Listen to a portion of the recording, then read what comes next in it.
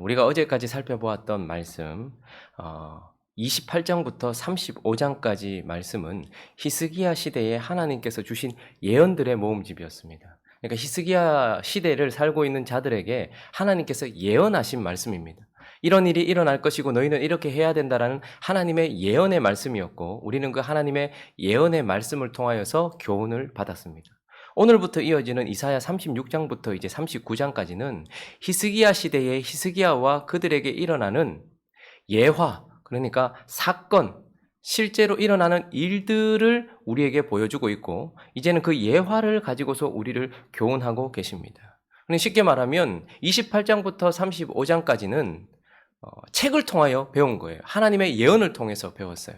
그리고 36장부터 이제 39장까지는 책이 아니라 실제, 실화, 예화를 통해서 예언을 통하여 가르치신 하나님께서 이제는 실물 교육을 하시는 것이죠. 그들에게 히스기야에게 실제로 일어났던 일들을 통하여서 그 사건들을 통하여서 우리를 교훈하고 있는 말씀 앞에 우리가 서 있습니다. 그래서 36장부터 39장까지는요. 히스기야 시대의 히스기야에게 일어났던 세 가지 대표적인 사건, 예화를 우리에게 보여주고 있는데 첫 번째 36장, 37장까지는 아수르의 침공, 그것으로 말미암는 큰 재난과 고통과 무너짐, 그 일을 가지고서 우리를 가르치고 그 이후에는 또 무슨 일이 있었습니까? 불치병, 히스기야가 병에 걸리죠. 죽을 병에 걸렸을 때에 히스기야의 그 일을 통해서 하나님께서 또 우리에게 말씀을 가르쳐주고 계십니다. 그리고 마지막으로 히스기야 앞에 바벨론 사신단이 오게 되고 그 사신단 앞에서 바벨론 앞에서 히스기야가 어떻게 했는가에 대한 그 실물 교육을 통하여서 이제 하나님께서 또다시 우리에게 말씀을 가르치고 계시는데요. 오늘 이제 이 아수르가 남유다를 침공한 이 위기, 국가적인 재난, 큰 고통, 이 아수르의 문제를 가지고서 하나님께서 우리에게 무슨 말씀을 주시는지 몇 가지 살펴보려고 합니다. 첫 번째, 이 아수르의 침공, 이 큰 재난은 영적인 문제다라고 하나님은 우리에게 말씀하고 계십니다. 자, 36장 1절 말씀을 한번 읽어볼까요? 1절 말씀 시작. 히스기야 왕 14년에 아수르 왕 사네립이 올라와서 유다의 모든 견고한 성을 쳐서 취하니라. 정확한 시기, 그러니까 역사적인 어떤 그 시점을 우리에게 말씀해주고 있는데 히스기야 왕 14년이라고 말하고 있습니다. 그때는 역사적으로 보면 BC 701년경입니다. 이때는 아주 혼란스러운 시기였습니다. BC 701년경이면 유다에만 그런 것이 아니라 온 세계 전체가 아주 혼란스럽고 큰 변화가 일어나고 있었습니다. 705년경에 아수르, 그 당시에 가장 강력한 나라는 아수르였습니다. 제국을 형성하고 있었고 계속해서 그의 몸을, 그의 영향력을 뻗쳐나가고 있는 상황이었어요. 그런데 705년경에 그 아수르 왕 사르곤 2세가 전쟁에서 전사를 해버려요. 갑자기 죽습니다. 그러니까 어떻게 되겠습니까? 그렇게 힘있게 뻗어나가고 있었던 아수르 왕이 갑자기 죽으니까 큰 변화가 일어나고 아수르가 흔들리기 시작했던 거예요. 그때부터 주변에 있는 나라들의 움직임이 달라지겠죠. 자기들을 압제하고 있었던 그 사르곤 2세가 죽으니까 그때 아수르의 그런 어려움이 닥치니까 그때부터 국제정세가 변하기 시작했습니다. 그런데 무로단 발라닥이라고 하는 사람, 그러니까 이 사람이 바벨론을 다시 재건하기 시작했어요. 제패했단 말입니다. 그러니까 다시 바벨론이 힘을 얻으면서 아수르를 밀어내고 있는 상황이었습니다. 아수르를 지금 공략하고 있는 상황이었고 이런 시기에 사르곤 2세를 이어서 이제 사네립이 왕으로 등극하게 되는 것입니다. 그러니까 혼란스러운 시기에 사네립이 왕으로 등극하고 나니까 거기다가 무로단 발라딕 같은 바벨론이 크게 일어나고 나니까 이 문제 때문에 지금 힘의 균형이 깨어지고 있었던 거죠. 그러니 이때가 기회였기 때문에 유다 지역에 있는 많은 나라들이 아수르의 손에서부터 벗어나려고 반역을 일으키고 있었던 상황이었습니다. 자, 그런데 사네립이 보통 사람이 아니에요. 그래서 그가 무로단 발라닥을 중심으로 한 바벨론을 잠잠케 만들어 버립니다. 그리고 나서 어떻게 할까요? 반역의 몸짓을 했던 유다와 여러 나라들, 그리고 저 밑에 애국까지 치기 위하여서 내려온 상황이었고 그때에 이제 사네립과 아수르에 의해서 유다가 침공을 받는 상황이었던 것입니다. 그런데 우리가 잘 아는 것처럼 히스기야는 그의 아버지 아하스처럼 아수르의 친아수르 정책이 아니었습니다. 그러다 보니까 아수르의 눈에 가시였고 이때다 싶어서 공격을 하려고 했었고 그때에 또 유다는 어떻게 했습니까? 애굽을 믿고서 아수르의 반기를 들었지만 애굽이 아수르 앞에서 전혀 힘을 쓰지 못했습니다. 도움이 전혀 되지 못했습니다. 그래서 애굽을 의지했던 히스기야가 이제 무엇을 의지합니까? 재물을 의지해요. 그래서 엄청난 배당금을 아수르에게, 성전에 있는 금까지 다 긁어서 아수르에게 바치면서 살려달라고 애원을 했고, 아수르는 그 배당금을 받고서 돌아간 듯 했으나 또다시 어떻게 된 거예요? 또다시 돈을 받고 조약을 깨고 침공해서, 지금 이 36장 1절 말씀은 그때의 침공한 결과가 무엇이냐면, 여러 문헌들을 보면 이때에 예루살렘을 제외하고 46개 성읍이 모두 다 빼앗겼습니다. 그러니까 완전히 초토화되어 버렸고 20만 명 넘는 사람들이 끌려가게 되는, 나라가 망할 위기에 처해 있는 큰 재난이 닥친 시기였습니다. 자, 그런데 문제는 무엇이냐면, 이런 전쟁과 관련된 이야기, 국제 정세와 관련된 이야기인 것 같은 그 당시에 히스기야 왕 14년에 일어난 이 아수르의 침공이라는 것이 단순히 국제 정세와 외교, 국방의 문제가 아니다라고 하나님은 말씀하시는 것입니다. 우리 눈에 보기에는 이건 군사력으로 해결해야 될 것 같고, 경제력으로 해결해야 될 것 같고, 외교적인 수완으로 해결해야 될 것 같은 외적인 문제처럼 보이지만, 그러나 이 문제의 핵심은 20절을 한번 읽어볼까요? 20절 읽어보겠습니다. 시작. 이 열방의 신들 중에 어떤 신이 자기의 나라를 내 손에서 건져냈기에 여호와가 능히 예루살렘을 내 손에서 건지겠느냐 하셨느니라 하니라. 무슨 말입니까? 지금 아수르가 이런 말을 하고 있어요. 그냥 나라가 나라를, 단순히 물리적인 나라가, 아수르라는 나라가 여러 나라를 빼앗았다 이렇게 말하지 않고, 이것을 신들의 전쟁으로, 영적인 이야기로 우리에게 설명을 하고 있는 것입니다. 그러므로 우리가 기억해야 될 필요가 있습니다. 아수르가 침공하는 이 상황 속에서 이것은 단순히 물리적인 국방의 문제나 외교의 문제가 아닌 것입니다. 우리 인생에, 그리스도인된 우리 인생에 찾아오는 커다란 짐 같은 아수르의 문제는, 우리의 가게에 문제가 생겼습니까? 우리의 기업에, 우리의 직장에 문제가 생겼습니까? 내 육신에 큰 문제가 생겼습니까? 우리의 경제에 큰 문제가 생겼습니까? 이것은 단순히 경제적인 문제, 가계의 문제, 관계의 문제가 아니라 영적인 문제인 것입니다. 그 뒷배후에는 영적인 세력들의 움직임이 있었고, 그것으로 말미암는 문제다라고 우리는 기억해야 합니다. 지금 태풍이 올라왔습니까? 기후의 문제입니까? 전염병이 돌고 있습니다. 이것이 그저 단순히 바이러스, 그러니까 의료와 관련된 문제입니까? 나라가 지금 큰 위기에 처해 있습니다. 이건 정치의 문제입니까? 아니요. 이것은 영적인 문제다라고 하나님은 우리에게 말씀하고 있습니다. 자, 또 이 예화를, 이 사건들을 통해서 하나님께서 우리에게 말씀하시는 두 번째 교훈은, 이건 또한 열매의 문제다라는 것입니다. 열매의 문제다. 자, 36장 1절 2절을 다시 한번 읽어볼까요? 시작. 히스기야 왕 14년에 아수르 왕 사네립이 올라와서 유다의 모든 견고한 성을 쳐서 취하니라. 아수르 왕이 라기스에서부터 랍사게를 예루살렘으로 보내되 대군을 거느리고 히스기야 왕에게로 가게 하매 그가 윗못 수도 곁 세탁자의 밭 큰 길에 서매. 지금 큰 어려움에 처했어요. 여러분, 이 46개 성읍이 순식간에 빼앗겨져 버리고 초토화되었습니다. 그리고 20만 명 넘는 사람들이 끌려가게 생겼어요. 이런 일이 왜 일어난 겁니까? 그들은 전혀 예루살렘 밖에 나가지도 못해요, 이제는. 언제 죽을지 모르는 상황이에요. 이제는 그의 삶 자체가 뒤흔들리고 있는 이런 어려움이 도대체 왜 온 것입니까? 그리고 2절에 보면 아수르 왕, 세상 왕이 랍사게를 보냈어요. 그런데 그 랍사게가 지금 어디에 서 있는 겁니까? 셋째 줄 보니까 그가 윗못 수도 곁 세탁자의 밭 큰 길에 서 있어요. 왜 우리는 아수르 왕이 보낸 랍사게가 윗못 수도 곁 세탁자의 밭 큰 길에 서서 우리에게 외치는 소리를 들어야 하는 것입니까? 왜 우리는 그 길 곁에 서 있는 그를 보아야 하는 것입니까? 이것은 단순히 갑자기 일어난 문제가 아닌 것입니다. 우리가 살펴봤던 것처럼 이사야 7장 한번 가볼까요? 이사야 7장 3절 4절 한번 읽어보겠습니다. 시작. 그때에 여호와께서 이사야에게 이르시되 너와 네 아들 스알 야숲은 윗못 수도 끝 세탁자의 밭 큰 길에 나가서 아하스를 만나서 그에게 이르기를 너는 삼가며 조용하라. 르신과 아람과 르말리아의 아들이 심히 노할지라도 이들은 연기나는 두 부직갱이 그루터기에 불과하니 두려워하지 말며 낙심하지 말. 자, 앞으로 3절 다시 가보시면 지금 이 시대는 히스기야의 아버지 아하스의 시대입니다.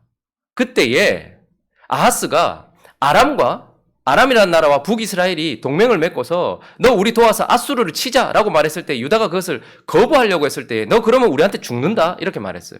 그래서 지금 아람과 북이스라엘의 동맹군 때문에 덜덜덜 떨고 있었던 아하스가 어디에 서 있었습니까? 윗못 수도 끝 세탁자의 밭 큰 길에 서 있었습니다. 오늘 이 랍사게가 서 있는 이곳에 서 있었습니다. 그런데 그때 하나님께서 누구를 보내셨습니까? 이사야를 보내셨고 그리고 그의 아들 스알 야숲을 보내셨어요. 이사야는 여호와께서 구원하신다라는 뜻입니다.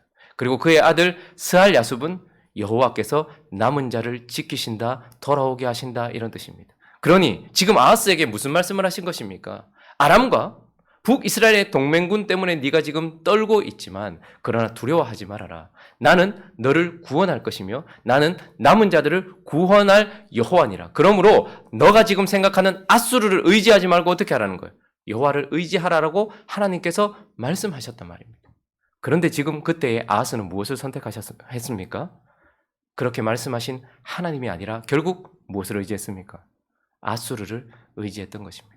그러므로 지금 아수르 왕이 보낸 랍사게가 지금 이곳 윗못 수도곁 세탁자의 밭 큰 길에 서 있는 이유는 그가 그 이전에 아하스가 그곳에서 여호와를 버리고 아수르를 선택한 결과라는 말입니다.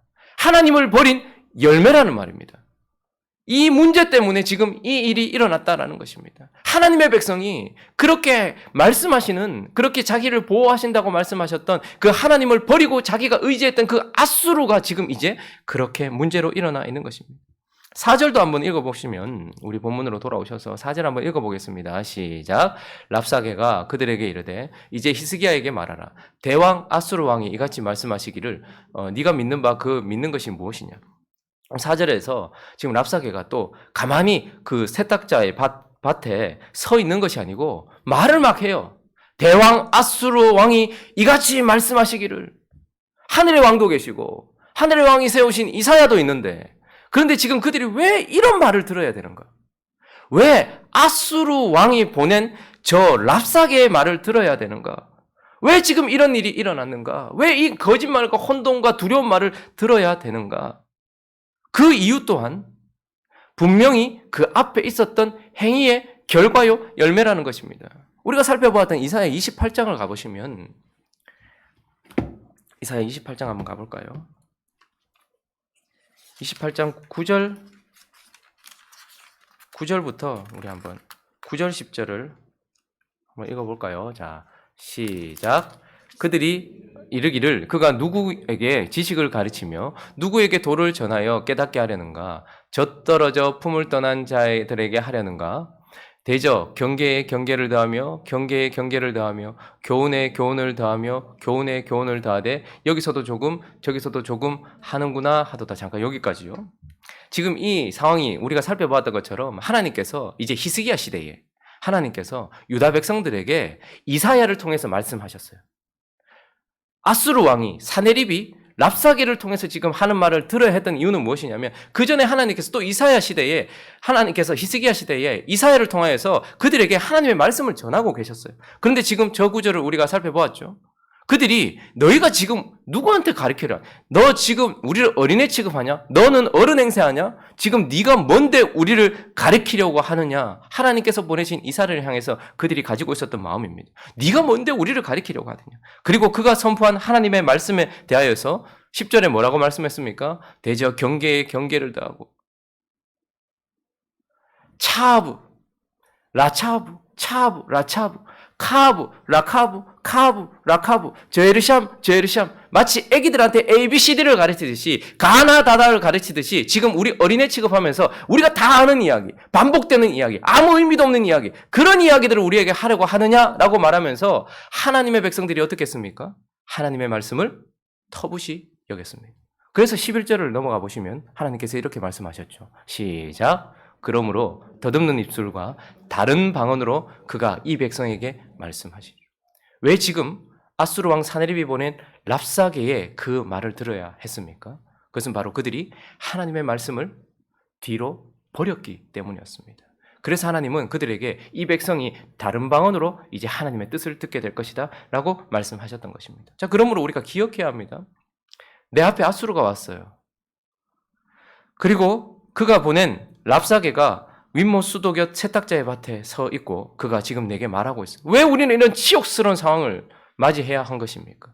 왜 우리는 이런 상황 속에 있게 된 것입니까? 이것은 바로 열매의 문제인 것입니다. 내가 그 전에 하나님을 버리고 아수르를 의지했기 때문에 그래서 내게 경제적인 문제가 오고 군사의 문제가 오고 정치의 문제가 오고 사회의 문제가 오고 질병의 문제가 오는 것입니다. 내가 왜 세상 왕의 말을 들어야 하는 것입니까? 내가 하나님의 말씀을 버렸기 때문이다 라고 하나님은 이것을 열매의 문제라고 말씀하고 계십니다. 자, 그러나 이제 이런 상황 속에서 이런 영적인 문제였고 그리고 우리가 어떤 행동을 했느냐에 대한 문제였던 이 문제는 동시에 이제 아수르가 우리 앞에 침공했던 그리고 우리를 무너뜨리고 있는 이 상황은 이제 선택의 문제가 되어진다라고 하나님은 말씀하고 계십니다. 자, 우리 4절 말씀을 다시 한번 읽어볼까요? 시작. 랍사게가 그들에게 이르되 이제 히스기야에게 말하라. 대왕 아수르 왕이 이같이 말씀하시기를 네가 믿는 바 그 믿는 것이 무엇이냐. 자, 이제 아수르가 침공했어요. 큰 위기 앞에 서 있습니다. 죽느냐 사느냐의 문제예요. 망하냐 계속 가냐의 문제입니다. 자, 그런데 이런 상황 속에서 이제 이것은 고스란히 내게 무엇을 믿을 것인가를 선택하는 요구 앞에 서게 되었습니다. 랍사게가 이렇게 말하죠. 네가 믿는 바 그 믿는 것이 무엇이냐. 그러니 이 아수르의 문제 앞에 섰을 때에 우리는 내가 무엇을 믿는지가 드러나게 되고 내가 무엇을 믿을지를 선택하게 되는 순간 앞에 서게 된다라고 하나님은 우리에게 말씀하고 계십니다.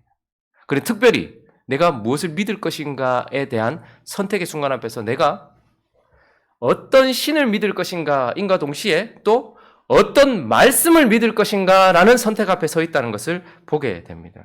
오늘 본문 전체는요, 어떤 사건의 팩트를 이야기하기보다는 참 많은 말들이 나와 있어요. 계속해서 어떤 자의 말이 계속해서 36장 전체에 선포되고 있습니다. 놀랍지 않습니까? 아수르의 문제가 터졌을 때에 가장 흔한 그 어떤 사실적인 모습은 무엇이냐면 계속해서 말이 있다는 거예요. 계속해서 시끄러운 말들이 있다는 거예요. 자, 그런데 오늘 13절을 보시면 한번 읽어볼까요? 13절 말씀 시작. 이에 랍사게가 일어서서 유다 방언으로 크게 외쳐 이르되 너희는 대왕 아수르 왕의 말씀을 들으라. 자, 이 혼란스러운 시기에 이 아수르의 침공 사건 앞에 이런 현실 속에서 지금 대왕 아수르의 말씀이 선포되고 있습니다. 그러니 우리 귀에는 아주 크게 그것도 유다 방언으로 내가 알아들을 수 있도록 내게 향하여서 아주 크게 대왕 아수르 왕의 말이 계속해서 선포되고 있어요. 자, 그러나 동시에 또 15절 말씀도 한번 읽어볼까요? 15절 말씀 시작. 히스기야가 너희에게 여호와를 신뢰하게 하려는 것을 따르지 말라. 그가 말하기를 여호와께서 반드시 우리를 건지시리니 이 성이 아수르 왕의 손에 넘어가지 아니하리라 할지라. 자, 이것은 히스기야의 말인가 동시에 히스기야에게 주셨던 하나님의 말씀입니다. 자, 대왕 아수르의 말이 그 말이 계속해서 선포되고 있는 상황 속에서 그리고 또 하나님의 말씀도 선포되고 있습니다. 자, 그래서 이런 아수르라는 문제 앞에서 우리는 무엇을 믿을 것인가를 선택하고 우리는 어떤 신을 붙들 것인가를 선택하지만 구체적으로 우리는 무슨 말을 선택할 것인가, 누구의 말을 선택할 것인가. 내 말이 곧 영이요 생명이니라. 하나님의 말씀은 영이요 생명입니다. 그러니 내가 무슨 진리를, 지금 세상에서 유다 방언으로 크게 들리는 아수르 대왕의 진리를 붙들 것인가, 아니면 비록 작게 들리긴 하지만 그러나 하나님의 진리를 선택할 것인가, 지금 그 선택의 기로 앞에 서 있게 되는 것입니다. 지금도 나라가 혼란스러울 때면 그 사건 속엔 수많은 말이 들려지게 되어 있습니다. 그리고 우리는 그 가운데서 이제 선택해야 됩니다. 수많은 말들이 있는데 그 가운데 우리는 무슨 말을 선택할 것인가? 오늘 이 본문 말씀을 통해서 아수르 왕의 말의 특징, 그가 선포하고 있는 진리의 특징들이 몇 가지 드러나고 있는데 시간이 좀 갔지만 좀 살펴볼까요? 먼저 이 아수르 왕의 말의 특징은 6절 정죄의 말입니다. 읽어봅니다. 시작. 보라, 네가 애굽을 믿는도다. 그것은 상한 갈대 지팡이와 같을 것이라. 사람이 그것을 의지하면 손이 찔리니 애굽 왕 바로는 그를 믿는 모든 자에게 이와 같으니라. 이건 사실입니다. 하나님이 말씀하셨던 말이기도 합니다. 사실이긴 하지만 지금 아수르 왕이 이 말을 하는 이유는 무엇입니까? 히스기야가 유다가 애굽으로 의지했다가 실패했잖아요. 그리고 그건 하나님 앞에 죄잖아요. 그러니까 이 말은 죄를 생각나게 하고 또 실패를 생각나게 해서 그들을 정죄하기 위해서 하는 말입니다. 하나님도 우리 죄를 지적하세요. 성령도 우리의 죄를 지적하십니다. 그러나 그는 정죄하기 위해서가 아닙니다. 그러나 이 사단, 이 악한 이 아수르 왕의 말은 우리를 정죄하기 위한 말의 특징을 가지고 있습니다. 그래서 우리를 의기소침하게 만들죠. 그리고 10절에 보면 또 그 말의 특징은 바로 절망적인 말을 주고 있어요. 10절도 보면 내가 이제 올라와서 이 땅을 멸하는 것이 여호와의 뜻이 없이겠느냐? 없음이겠느냐? 여호와께서 내게 이르시기를 올라가 그 땅을 쳐서 멸하라 하셨느니라 하니라. 자, 이제 또 그가 하는 말이 사실 이 말도 어느 정도 사실이에요. 하나님께서 아수르를 보내셨으니까 올라왔죠. 그런데 하나님은 그들을 멸하라고 말한 적이 없습니다. 그저 회초리였지 그것은 징계의 도구였지 멸망의 도구가 아니었단 말입니다. 그러면서 그는 하나님의 뜻으로 내가 너희를 멸하러 왔다라는 말을 하면서 어떻게 됩니까? 하나님의 백성으로 하여금 하나님께 대한 절망을 하게 만드는 말이에요. 아, 이제 하나님과 나의 관계는 끝났구나. 하나님은 이제 더 이상 나를 도우시지 않고 나를 완전히 버리셨구나. 그래서 나를 멸망시키려고 하시는구나 라는 하나님과의 관계에 대한 절망적인 말을 하고 있는 것이죠. 이런 순간에 이제 딱 정확하게 14절 거짓말을 하고 있습니다. 14절 읽어보겠습니다. 시작. 왕의 말씀에 너희는 히스기야에게 미혹되지 말라. 그가 능히 너희를 건지지 못할 것이다. 이건 정확한 거짓말입니다. 그러면 아담과 하와를 유혹했던 사단이 했던 방법과 똑같죠. 우리의 마음을 먼저 흔들어요. 정죄를 합니다. 그리고 절망을 줘요. 그 가운데서 이제 정확하게 거짓말로 한 타격을 일으키죠. 절대 히스기야도 그리고 히스기야가 믿는다고 하는 하나님도 너희를 건질 수 없어 라는 거짓말을 하고 그 이후에 아주 교묘하게 16절 17절에 보면 이제 교묘히 유혹하는 말을 합니다. 읽어봅니다. 16절 시작. 히스기야의 말을 듣지 말라. 아수르 왕이 또 이같이 말씀하시기를 너희는 내게 항복하고 내게로 나오라. 그리하면 너희가 각각 자기의 포도와 자기의 무화과를 먹을 것이며 각각 자기의 우물물을 마실 것이요 내가 와서 너희를 너희 본토와 같이 곡식과 포도주와 떡과 포도원이 있는 땅에 옮기기까지 하리라. 뭐라고 말하고 있습니까? 하나님은 건지지 못할 것이다. 하나님과 너의 관계는 끝났다. 하나님이 너 버렸다. 그리고 너 하나님 앞에 죄 지었잖아. 라고 말하면서 절망을 주더니 이제 거짓말을 통해서 딱 정확한 초점을 딱 잡고서 이제 뭐라고 말합니까? 대신에 내게 오면 너희가 각각 자기의 포도와 자기의 무화과, 자기의 우물을 마실 거다. 네가 하나님을 버리고 나를 선택한다 할지라도 네가 잃어버릴 건 하나도 없다라고 말하고 있는 거예요. 하나님을 통해서 그것을 받든 나를 통해서 받든 그게 무슨 상관이냐는 거죠. 근데 나는 그걸 줄 것이다. 그리고 17절도 보면 내가 너희의 본토와 같은 곡식과 포도주와 떡과 포도원이 있는 땅으로 옮기기까지 할 것이다. 그때까지 포도를 주고 각각 네가 네 삶을 보장해 줄 것이고 그리고 어떻게 합니까? 옮겨줄 것이다. 좋은 곳으로 이렇게 유혹하고 교묘히 유혹하는 것이죠. 마치 하나님이 그들이 이집트에서도 자기의 우물을 먹고 자기의 포도를 먹으면서 생활을 유지하다가 하나님께서 어떻게 해요? 약속의 땅으로 데리고 가셔서 이제 젖과 꿀이 흐르는 땅으로 데리고 가신다라고 약속을 하셨던 것처럼 그렇게 하나님을 흉내내면서 교묘히 그들을 유혹하고 있는 것입니다. 그리고 18절 볼까요? 유혹을 할 뿐만 아니라 그가 이제 두려움을 주는 말을 하고 있습니다. 유혹하는 말뿐만 아니라 혹시 히스기야가 너에게 이르기를 여호와께서 우리를 건지시리라 할지라도 속지 말라. 열국의 신들 중에 자기의 땅을 아수르 왕의 손에서 건진 자가 있느냐? 19절도 보십시오. 하맛, 아르밧, 스발와임 그리고 그들이 익숙하게 알고 있는 사마리아까지 어떤 신이 아수르의 신으로부터 건져준 자기 백성을 건져준 신이 있느냐? 사마리아도 하나님을 의지했었지 않냐. 그러나 아수르에게 망했다라고 말하면서 나를 붙들지 않으면 너희가 망한다라는 이제 두려움, 유혹도 하고 두려움도 주는 것이죠. 결국 이 아수르 대왕의 말은 16절이 우리에게 정리를 해주고 있는데 무슨 말입니까? 둘째 줄에 보면 너희는 그러므로 하나님을 버리고 내게 항복하고 내게로 나오라는 자기에게로 이끌어서 종 삼으려고 하는 그런 악한 사단의 말인 것입니다. 그러나 하나님의 말씀은 어떻습니까? 하나님은 우리를 정죄하지 않고 우리를 돌아보게 하시는 말씀을 하십니다. 그리고 우리를 절망하게 하지 않고 우리 이사야서를 통해서도 계속해서 보잖아요. 하나님께서 심판을 막 얘기하시다가 갑자기 소망에 대한 회복에 대한 말씀을 주세요. 그래서 하나님은 절망을 씻기는 말씀을 주시는 것이 아니라 소망을 주시는 말씀을 주십니다.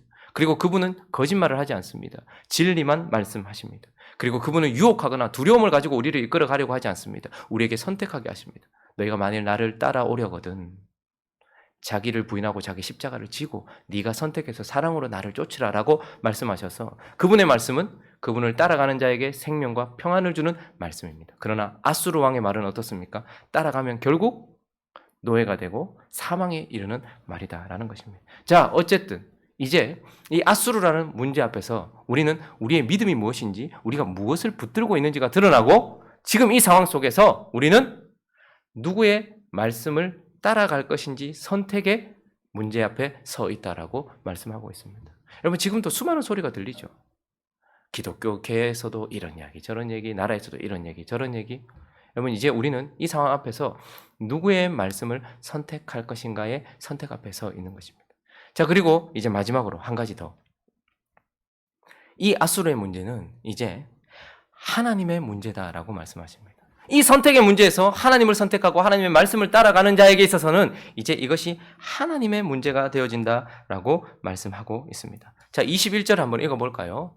여기서 이제 하나님을 선택하고 하나님께 순종하기로 작정한 남은 자들의 태도가 나오는데요. 읽어봅니다. 시작.